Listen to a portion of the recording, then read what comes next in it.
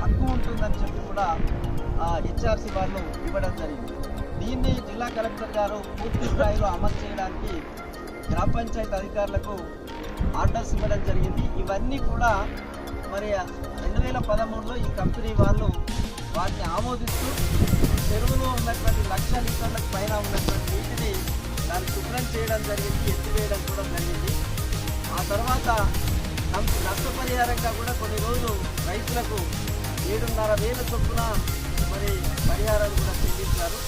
ఆ తర్వాత మళ్ళీ ఈ సంవత్సరానికి సంబంధించి చూసినప్పుడు ఏప్రిల్లో మళ్ళీ గతంలో 2012లో ఏ రకంగానైతే నీరు మారాలో ఇప్పుడు కూడా అట్లాగే మారుతూ వస్తున్నది. దాంతో పాటుగా కెమికల్స్ కూడా వచ్చి బాగా చేయడం వల్ల పశువులు చనిపోయాయి, అట్లాగే పంటలు నష్టమైంది, ఆరోగ్యాలు కూడా పూర్తిగా పాడవుతుంది. వరకు క్యాన్సర్ బారిన పడ్డటువంటి పరిస్థితి కూడా ఉంది. మరి ఈ సందర్భంలో 4 నెలలుగా మాట్లాడని యాజమాన్యము ఒక తప్పుడు నివేదికను సృష్టించుకొని, ఐఐటి అనేది ఒక ప్రతిష్టాత్మకమైన సంస్థ కాబట్టి వాళ్ళు ఇచ్చింది ప్రమాణాత్మకంగా ఉంటుందని చెప్పేసి మాట్లాడుతూ ఉన్నారు. వాస్తవానికి వాళ్ళను కూడా మేనేజ్ చేశారు.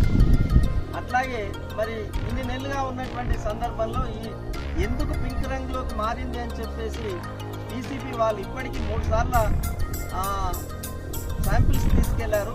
ఇప్పటికీ అది ఎందుకు మారిందో చెప్పలేదు. ఇక్కడ అనుమానం ఏమిటి అని అంటే ఈ కంపెనీ యాజమాన్యం పెద్ద ఎత్తున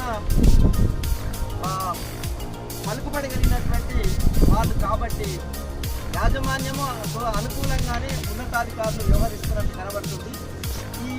ఇన్ని రోజులు తాత్సారం చేయడం వల్ల, నివేదిక ఇవ్వకపోవడం వల్ల ఈ చెరువు యొక్క రంగు నీళ్లు మారుతాయి, అప్పుడు ప్రమాదం ఉండదనే ఒక ఉద్దేశంతోనే బహుశా ఇప్పటిదాకా వాళ్ళకి కోఆపరేట్ చేసినట్టు కనబడుతుంది.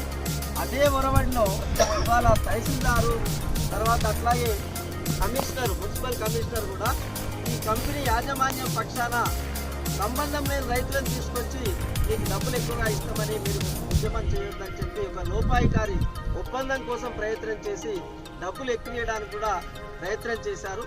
ఇది ఉద్యమాన్ని విడదీయడానికి మరి వాళ్ళు చేసినటువంటి కుట్రలో భాగము. ఉన్నతాధికారులు ఒకవైపు ఏమో కంపెనీకి పీసీబీ సెక్రటరీ స్థాయిలోనే తాత్సారం చేస్తూ నివేదికలు ఇవ్వకుండా ఆపారు. ఇక్కడ స్థానికంగా ఉండేటువంటి అధికారులు జడ్జి స్థాయిలో ఉండి కూడా ప్రజల పక్షాన ఉండకుండా మరి యాజమాన్యం పక్షాన ఉండి వాళ్లకు అనుకూలంగా వ్యవహరించడం అనేది చాలా బాధాకరమైనటువంటి విషయం. ఇందులో మరి నిర్ధారితమైనటువంటి విషయాన్ని ఆల్రెడీ ఒకవేళ కనుక ఇది అమలు చేయకపోతే ప్రజలకు హక్కు ఉంటుందని చెప్పారు. అదే సందర్భంలో మళ్ళీ కనుక ఒకవేళ రంగు మారిన కెమికల్స్ తెలుగులోకి వచ్చినా కూడా మీకు ఇలాంటి నోటీస్ ఇవ్వకుండానే మీ కంపెనీని మూసేస్తామని చెప్పి కూడా ఆ ఉత్తర్వులలో ఉన్నది. మరి ఎందుకు దాన్ని మూసేయట్లేదు? కలెక్టర్ గారు ఎందుకు స్పందించడం లేదు? పీసీబీ అధికారులు ఎందుకు స్పందించడం లేదు? మనుషులు చనిపోయినా పర్వాలేదు, జీవించకున్నా పర్వాలేదు అనే ఉద్దేశంతో మరి వ్యవహరిస్తున్నా ఇటు రాజకీయవేత్తలు, రాజకీయ పార్టీలు కూడా ప్రజల్ని పట్టించుకోకుండా వాళ్ళ లాభాల కోసమే చూడడం అనేటువంటిది కరెక్ట్ కాదు. ఇప్పుడు యాజమాన్యం చెప్పింది శుద్ధ తప్పు. ఎందుకు అనంటే 2012-13లోనే ఇచ్చిన నివేదికలు ఉన్నాయి. ఇప్పుడు పీసీబీ అధికారులు తొక్కి పెట్టేశారు. ఒకవేళ నిజంగా నివేదికలు నిజాయితీగా కనుక బయట పెట్టినట్టయితే అవే రిపోర్ట్లు ఆ కంపెనీ వల్ల వచ్చినటువంటి కాలుష్యం వల్లనే ఈ రంగు మారినట్టు తెలుస్తుంది. కనుక ఈ వాళ్ళు చెప్పిన దాని ప్రకారం మీరు చూస్తే నిజానికి బ్యాక్టీరియా వల్ల మారితే ఆయన చెప్పిన దాంట్లో ఉన్నది 70 డిగ్రీల సెంటీగ్రేడ్ ఉష్ణోగ్రత వచ్చినప్పుడు మాత్రమే చస్తాయి అనేటువంటిది. మరి అవి ఇప్పుడు వచ్చినాయా? 70 డిగ్రీల ఉష్ణోగ్రత రాలే కదా, మరి ఎందుకు మారిపోయినాయి ఇప్పుడు? అంటే అది ఒక తప్పుడు నివేదికను సృష్టించి వాళ్ళే తయారు చేస్తూ ఒక ఒపీనియన్ను క్రియేట్ చేస్తా ఉన్నారు. అది సరి అయింది కాదు. ప్రజలు, పెట్టుబడిదారులు ఎప్పుడైనా కూడా ప్రజలకు అనుకూలంగా